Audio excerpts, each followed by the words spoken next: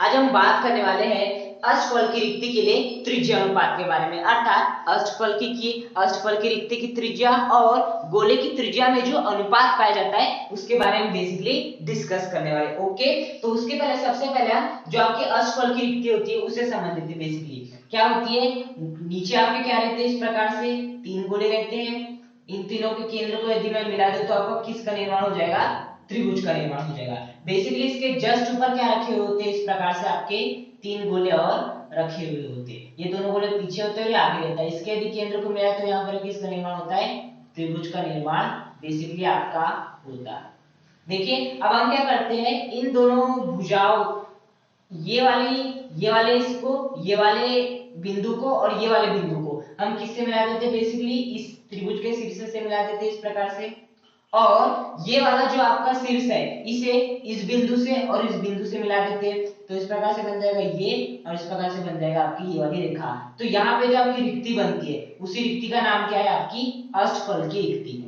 Basically कौन सी रिक्ति है, अष्टफल की रिक्ति है। मैंने पिछले वीडियो में अच्छे से समझाया कि अष्टफल की रिक्ति बेसिकली होती कैसी। तो इस प्रकार से आपकी अष्टफल की रिक्ति होती है। अब यदि मैं इन्हें क्या करता हूँ, मर्ज करता हूँ, बेसिकली क्या करता हूँ, मर्ज करता हूँ, तो देखना आपकी किस प्रकार से संरचना बनेगी। ये हो जाएगा आपका पीछे के दो गोले, ओके, ये हो जाएंगे आपके पीछे के दो गोले, और ये हो जाएंगे आपके सामने के दो गोले, ये हो जाएंगे आपके सामने के दो गोले इस प्रकार से। और यहाँ आ जाएगा आपका एक कण, और बेसिकली यहाँ आ जाएगा आपका एक कण। अब बेसिकली इस डायग्राम को समझने का प्रयास करें, ये डायग्राम था कैसे। देखिए अष्टफल की रिक्ति का मतलब होता है ये पहला गोला, दूसरा गोला और ये आपका तीसरा गोला। इसके विपरीत में और एक गोला हो, चौथा गोला, पांचवा गोला इस प्रकार से हो, और आपका छठा गोला कुछ इस प्रकार से हो। तो ये जो आपकी रिक्ति बनती है, एक तो यहाँ पे जो रिक्ति बनती है वो रिक्ति कौन सी होती है, अष्टफल की रिक्ति होती है बेसिकली। तो बेसिकली यहाँ पर मैं कर क्या रहा हूँ उस बात का ध्यान देना, मैं केवल इसे यदि मैं बेसिकली ये जो आपका डायग्राम है वो कैसे दिखाया हुआ, अभी आपको ऐसा दिखाया हुआ है।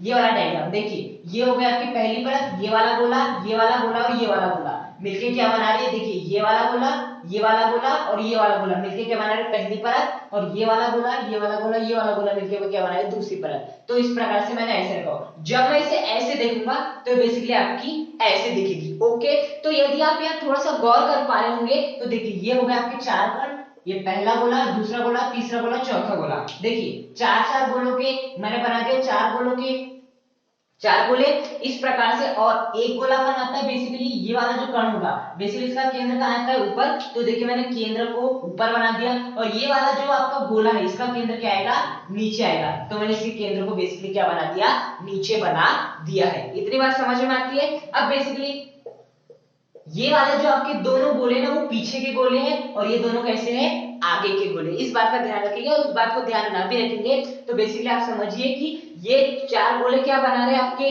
वर्ग बना रहे हैं। बेसिकली क्या बना रहे हैं, ये चार गोले यदि आप इन सबके केंद्र को मिलाएं तो क्या बना रहे हैं, वर्ग बना रहे हैं। और उसके बाद यदि हम देखें, यदि मैं इसको इससे मिला दूं, इससे मैं इसको मिला दूं, ओके, इससे मैं इसको मिला दूंगा, इससे मैं इसको मिला दूंगा, इससे मैं इसको मिला दूंगा, इससे मैं इसको मिला दूंगा, इससे मैं इसको मिला दूंगा, इससे मैं इसको मिला दूंगा, तो यहाँ पर जो आपकी रिक्ति बनेगी वही वाली रिक्ति क्या होती है, आपकी बेसिकली अष्टफल की रिक्ति होती है। देखिए ये हो गए आपके दो गोले, दो गोले, दो गोले, दो गोले, ऊपर एक गोला, ऊपर एक गोला, नीचे एक गोला, नीचे एक गोला। बेसिकली अब क्या करते हैं, जैसे यहाँ पर हम इन दोनों जो आपके बिंदु है इनसे हम इसके शीर्ष को मिला देते हैं, तो उसी प्रकार से एक प्रकार से हम देखें तो यहाँ पर हम कर क्या रहे हैं, ये वाला जो ऊपरी गोला है, ये वाला जो आपका ऊपरी गोला है इसी का क्या है, ये वाला केंद्र है, उस केंद्र को हम इन दोनों बिंदु से मिला रहे हैं। तो उसी प्रकार से मैंने वही तो किया यहाँ पर। ये आपका क्या है, निचला वाला गोला है, देखिए निचला वाला गोला है, उससे मैं बेसिकली इसे मिला रहा हूँ, इसे मिला रहा हूँ, इसे मिला रहा हूँ और इसे भी मिला रहा हूँ। ये आपको इतनी बात समझ में आती है। उसके बाद देखिए उसी प्रकार से ये वाला जो गोला है, देखिए ऊपर वाला, इससे मैं इन दोनों को मिलाता हूँ, तो देखिए इस प्रकार से क्या कर दिया मैंने, इस प्रकार से आपका मिला दिया है। ओके, तो बेसिकली यहाँ पर जो आपकी रिक्ति बनती है वो कौन सी रिक्ति होती है, अष्टफल की रिक्ति होती है। तो देखिए बेसिकली यदि हमें अष्टफल की रिक्ति के लिए त्रिज्या अनुपात निकालना है तो बेसिकली हम केवल ये वाला गोला, ये वाला गोला, ये वाला गोला और ये वाले गोले को काम में लेंगे। हम ये वाला बिंदु और ये वाले बिंदु को भूल जाएंगे। तो बेसिकली इतनी बात समझ में आती है। ओके, तो मैं केवल इतने से पार्ट को लेते हुए आपको सब कुछ अब समझाने वाला हूं। पहला गोला, दूसरा गोला,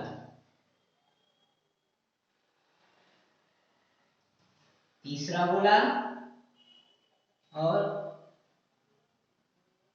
चौथा गोला। इस प्रकार से हमने बना लिए। तो देखिए ये हो गया पहला गोला, दूसरा गोला, तीसरा गोला, चौथा गोला। अब जो पांचवा केंद्र रहता है वो यहाँ पर रहता है और जो छठा केंद्र रहता है वो यहाँ पर रहता है, जिसे मैं नहीं दिखाने वाला क्योंकि मुझे त्रिज्या अनुपात निकालना है। तो बेसिकली ये जो आपकी है ना, ये वाली यहाँ जो आपकी बनेगी वो बेसिकली क्या होती है आपकी, बेसिकली वो क्या होती है आपकी अष्टफलकीय रिक्ति होती है। वो क्या होती है बेसिकली आपकी अष्टफलकीय रिक्ति होती है। तो देखिए जो आपकी अष्टफलकीय रिक्ति है, एक प्रकार से यदि मैं देखूं तो एक प्रकार से ये क्या है, एक प्रकार का गोला ही है और इस गोले का जो केंद्र हम मान लेते हो कितना है आपका ए है। तो इस गोले के केंद्र से इस वृत्त की परिधि तक की जो त्रिज्या है वो मैं कितनी मान लेता हूं, स्मॉल आर मान लेता हूं। बेसिकली ये क्या होगा इसके केंद्रों में, बेसिकली तो पहला केंद्र, दूसरा केंद्र, तीसरा केंद्र, चौथा केंद्र। मैं इन बिंदुओं को नहीं दिखा रहा हूं ताकि हम अष्टफलकीय रिक्ति के लिए त्रिज्या आसानी से निकाल सके। इतनी बात को अच्छे से याद रखिएगा। अब हम क्या कर लेते हैं, इन सबको आपस में इस प्रकार से मिला लेते हैं। देखिए इस प्रकार से क्या कर लेते हैं, आपस में मिला लेते हैं। तो देखिए किसका निर्माण हो रहा है, एक प्रकार के आपके वर्ग का निर्माण होता है। किसका निर्माण हो रहा है, वर्ग का निर्माण हो रहा है। बेसिकली देखिए ये क्या है, एक गोला है, इस ये वाला गोले का केंद्र क्या ये है, इस केंद्र से इस परिधि तक की दूरी कितनी मान लेता हूं मैं, कैपिटल आर मान लेता हूं। अर्थात गोले की जो त्रिज्या हुई वो कितनी मान ली मैंने, कैपिटल आर। उसी प्रकार से केंद्र से परिधि तक की दूरी कैपिटल आर, केंद्र से परिधि तक की दूरी कैपिटल आर, ये वाले केंद्र से परिधि तक की दूरी कैपिटल आर, ये वाले केंद्र से परिधि तक की दूरी कैपिटल आर, ये वाले केंद्र से परिधि तक की दूरी कैपिटल आर, ये वाले केंद्र से परिधि तक की दूरी कैपिटल आर। आपके ये वाले केंद्र से परिधि तक की दूरी कितनी हो गई, कैपिटल आर बेसिकली हो गई। और मैं एक बात मान लेता हूं, चूंकि ये क्या है आपका एक वर्ग है और वर्ग की प्रत्येक भुजा क्या रहती है, समान रहती है। मैं मान लेता हूं कि यहां से यहां तक की भुजा की जो लंबाई है वो कितनी आपकी स्मॉल ए है। बेसिकली कितनी आपकी स्मॉल ए है, ये मैं मान लेता हूं। कहां से कहां तक आपका, यदि इसे मैं बिंदु ए नाम दे दूं, क्या नाम दूं, बिंदु ए, इसे यदि बिंदु बी नाम दे दूं, इसे यदि बिंदु सी नाम दे दूं, तो ए से बी तक की जो लंबाई है वो कितनी आपकी स्मॉल ए है। कितनी बेसिकली स्मॉल ए है। ये बात को आपको अच्छे से याद रखना है। ओके, इस प्रकार से हमने कर लिए और इस प्रकार से ये क्या आपकी अष्टफलकीय रिक्ति और इसकी ये त्रिज्या हो गई। अब यहाँ पर एक बात पर गौर कीजिएगा, यदि मैं इस ए से सी को मिलाऊं, किसे मिलाऊं, ए से सी को मिलाऊं, तो देखिए किस प्रकार से मिला दूंगा मैं, ये हो गया आपका और ये हो गया, हो जाएगा आपका। यदि मैं ए से सी को मिलाना चाहूं तो इस प्रकार से मिला सकता हूं। अब देखिए यदि मैं बात करूं त्रिभुज ए बी सी की, किसकी, त्रिभुज ए बी सी में, किसमें, त्रिभुज ए बी सी में। तो देखिए त्रिभुज ए बी सी की यदि मैं बात करूं तो यहां पर कितने डिग्री का एंगल बन रहा है, 90 डिग्री का एंगल बन रहा है। तो मैं बेसिकली यहां पर क्या लगा सकता हूं, पाइथागोरस थ्योरम। पाइथागोरस थ्योरम क्या होता है, कर्ण स्क्वायर बराबर लंब का स्क्वायर धन आधार का स्क्वायर। तो देखिए बेसिकली आपका कर्ण क्या है, एसी है, कर्ण स्क्वायर लंब स्क्वायर धन आधार स्क्वायर। कर्ण क्या है आपका इस त्रिभुज एबीसी में, कर्ण क्या है बेसिकली आपका एसी है। तो यहाँ पर किसका वर्ग आ जाएगा आपका, एसी का वर्ग आ जाएगा। किसका वर्ग आ जाएगा, एसी का वर्ग आ जाएगा। लंब क्या है आपका, बेसिकली एबी है, तो क्या आ जाएगा, लंब का स्क्वायर मतलब एबी का स्क्वायर आ जाएगा, प्लस आधार क्या है आपका, बेसिकली बीसी है, तो क्या हो जाएगा आपके बीसी का स्क्वायर आ जाएगा। किसका स्क्वायर आ जाएगा, बीसी का स्क्वायर आ जाएगा, कर्ण स्क्वायर लंब स्क्वायर प्लस आधार स्क्वायर। अब बेसिकली मान रखते हैं, देखिए ए से बी तक की लंबाई कितनी है, बेसिकली स्मॉल ए है, तो यहाँ पर हम क्या लिख देते हैं, स्मॉल ए का स्क्वायर। स्मॉल ए है, उसी प्रकार से बताओ बीसी की लंबाई क्या होगी, ये एक वर्ग है, वर्ग की यदि एक भुजा ए है तो चारों भुजा क्या होगी, ये भी ए होगी, ये भी ए होगी, ये भी ए होगी, तो बी से सी तक की लंबाई भी कितनी हो जाएगी, ए हो जाएगी। तो इसका भी क्या आ जाएगा, ए स्क्वायर आ जाएगा। तो बेसिकली ए सी स्क्वायर हो गया, ए स्क्वायर प्लस ए स्क्वायर, ए स्क्वायर प्लस ए स्क्वायर कितना होता है, 2a स्क्वायर, दोनों का वर्गमूल ले लेते हैं। तो बेसिकली आपका क्या हो जाएगा, आपके 2 से अंडर रूट कैंसिल, और इससे हम क्या लिख सकते हैं, √2 इनटू रूट ए स्क्वायर लिख सकते हैं, 2 से ये कैंसिल, तो बेसिकली एसी का मान कितना आ गया आपका, √2a आ गया। क्यों, बेसिकली √2a स्क्वायर के है, तो इसे हम क्या लिख सकते हैं, √2 इनटू रूट ए स्क्वायर। अब 2 से आपका रूट कैंसिल, तो क्या बच जाएगा, √2a बच जाएगा। तो आपके एसी की जो वैल्यू प्राप्त हुई, यहाँ पर लिख लेते हैं, जो आपके एसी की वैल्यू प्राप्त हुई वो कितनी प्राप्त हो गई, √2a प्राप्त हो गई। अब और एक बात पर गौर कीजिएगा, जो आपका AC है उसे हम इस प्रकार से भी लिख सकते हैं। देखो A से लेके C तक, क्या मैं इसे ऐसे लिख सकता हूँ, देखिए वृत्त के केंद्र से परिधि तक की दूरी कितनी हो जाएगी आपकी, कैपिटल R हो जाएगी, क्योंकि वृत्त के केंद्र से इस परिधि तक की जो भी दूरी होती है वो त्रिज्या कहलाती है। अब इस वृत्त की जो त्रिज्या है, इस गोले की त्रिज्या कैपिटल R है, तो इसका मान भी कितना हो जाएगा आपका कैपिटल R। उसी प्रकार से इस वृत्त के केंद्र से यहाँ तक की दूरी कितनी हो जाएगी, स्मॉल r। क्यों, क्योंकि बेसिकली आपका ये वाले वृत्त के केंद्र से यहाँ परिधि तक की दूरी है स्मॉल r, तो इस वृत्त के केंद्र से इस परिधि तक की दूरी भी कितनी हो जाएगी, स्मॉल r। उसी प्रकार से इस वृत्त के केंद्र से परिधि तक की दूरी कितनी आपकी, कैपिटल r है, जो कि इसकी त्रिज्या है। तो बताएं ये भी क्या है, वो भी इसकी त्रिज्या, क्योंकि केंद्र से परिधि तक की जो भी दूरी होती है वही क्या कहलाती है, त्रिज्या कहलाती है। यदि इसका मान कैपिटल r है तो इसका मान क्या होगा, कैपिटल r होगा। अब एक बात पर गौर कीजिए, क्या कि मैं इस AC को ऐसा लिख सकता हूँ क्या, AC बराबर capital R plus small r plus small r plus capital R, क्या मैं ऐसा लिख सकता हूँ? क्या मैं आपके इस A से लेके C तक को ऐसे लिख सकता हूँ, कैपिटल R यहाँ से यहाँ तक, फिर स्मॉल r यहाँ से यहाँ तक, फिर स्मॉल r यहाँ से यहाँ तक, फिर आपका हो जाएगा कैपिटल R यहाँ से यहाँ तक, तो मुझे संपूर्ण AC प्राप्त हो जाएगा।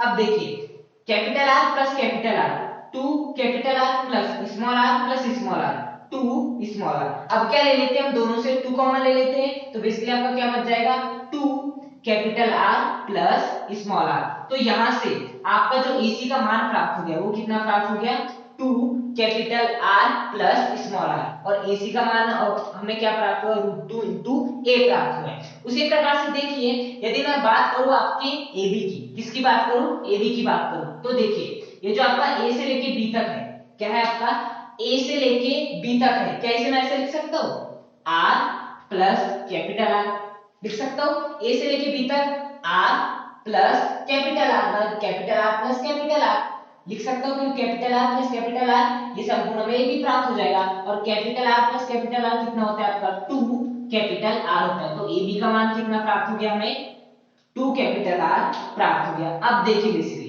क्या मैं AB को ऐसे लिख सकता हूं, AB बराबर A, क्या मैं लिख सकता हूं ऐसा, क्या मैं आपका A से लेके B तक की जो भी आपकी लंबाई है उसे मैं A लिख सकता हूं। देखिए मैंने माना भी है, कितना माना है, स्मॉल a माना है, कितना माना है, बेसिकली A से B तक की लंबाई, हालांकि A से B तक R प्लस R 2R भी है, साथ ही साथ A से लेके B तक की लंबाई कितनी आपकी AB है। अब यदि मैं ऐसा लिखूं तो क्या कुछ गलत होगा, AC अपॉन AB बराबर AC अपॉन AB, क्या ये गलत है किसी प्रकार से, क्या AC upon AB AC upon AB के बराबर नहीं है, बिल्कुल है, AC अपॉन AB है, यहाँ पर भी AC अपॉन AB है, तो दोनों आपस में बराबर होंगे। अब एक बार क्या करेंगे, यहाँ पर हम AC और AB की इस पक्ष में कौन सी वैल्यू रखेंगे, R वाली वैल्यू रखेंगे, कौन सी वैल्यू रखेंगे, R वाली वैल्यू रखेंगे। एक बार AC और AB की यहाँ पर कौन सी वैल्यू रखेंगे, R वाली वैल्यू, और इस साइड में हम AC और AB की कौन सी वैल्यू रखेंगे, आपकी